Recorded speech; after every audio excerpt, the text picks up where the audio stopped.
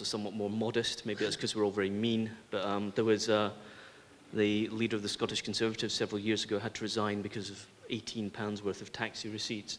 But I mean, that's a classic example of somebody, banging in FOI after FOI after FOI, getting a pile of data yay high, and then sifting through it.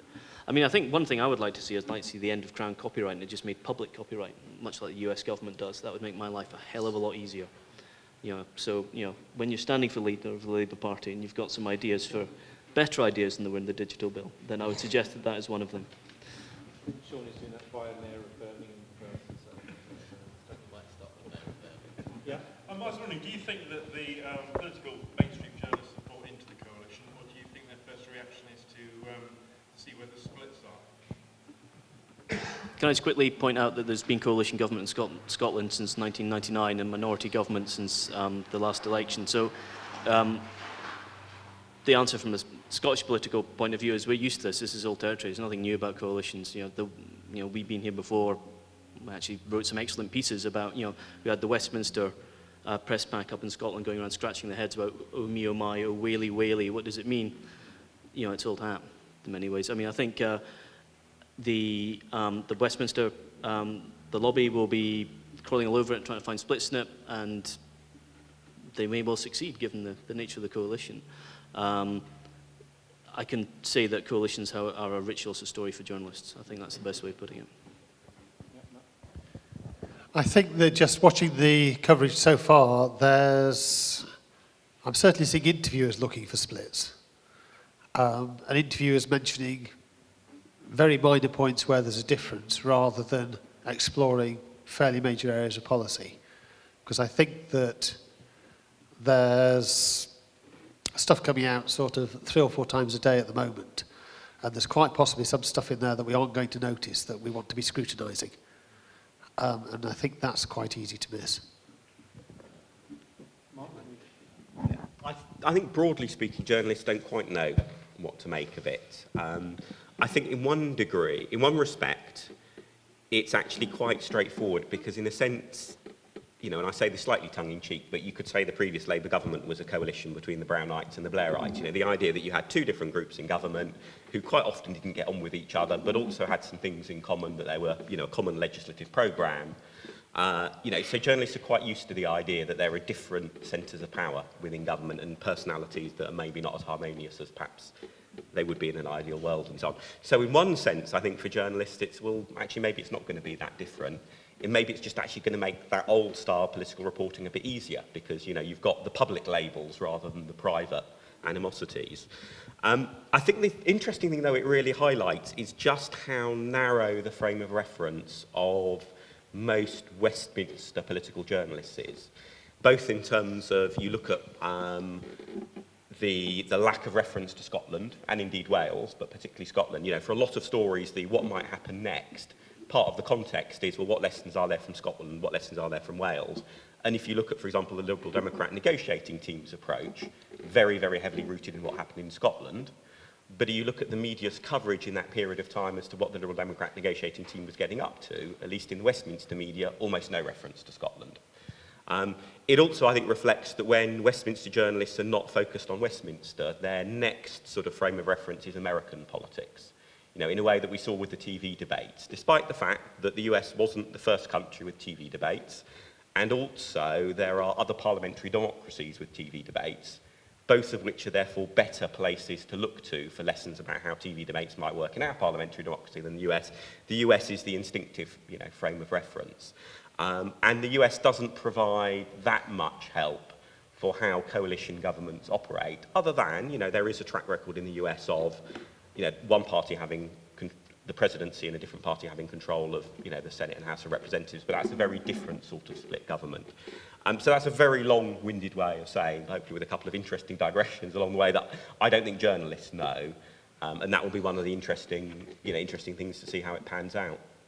Sean, presumably the Labour spin machine will be feeding some good split stories to journalists. It's a long time since Labour's had a spin machine.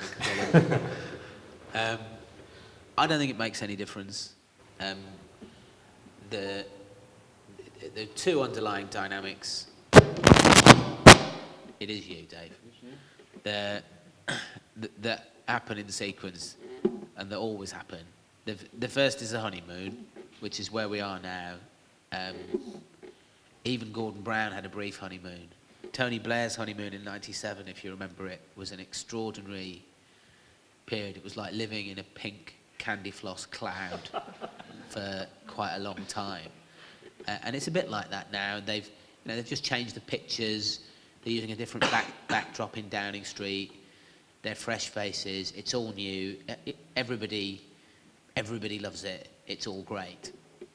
And let's be clear that all the qualitative research that's been done over the last many years shows that one of the most consistent things that voters, citizens, say when you talk to them about politics is, why can't they all just get on with each other and cooperate instead of arguing?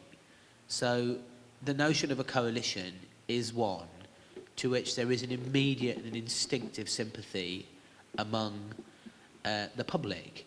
And newspapers, certainly, more pointedly than any other outlets, are motivated by the readership.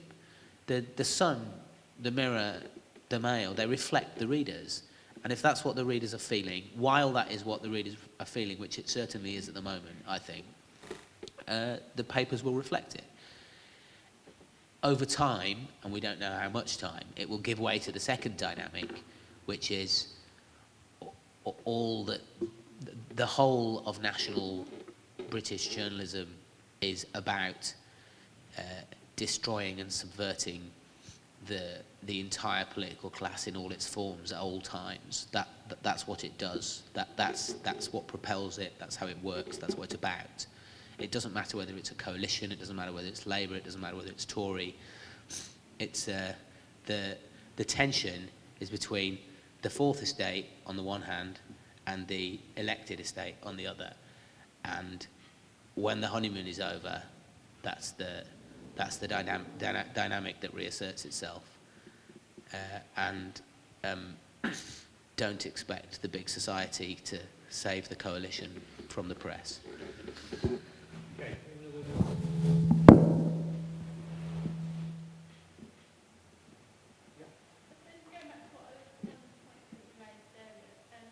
Business reporter on Birmingham Post, and one of the things that we have difficulty with is finding information out when when it's a government project or government funded scheme, such as Business Link, such as the regional venture capital funds, when there is a commercial interest involved, such as the banks that come on board and fund alongside in the venture capital funds. And I see the new coalition is talking more about partnerships, bringing not only people but businesses involved in government services. So what would that mean for people like myself that want to get more information out of them, but because there is a commercial interest there to protect, you often come across barriers, so you can't ask those questions because somebody somewhere, it's commercially sensitive for them. Yeah, I think that picking up on Mark's point earlier, that one of the things we need to, as far as we can, make sure is that openness is in place as a principle before all these reasons for hiding things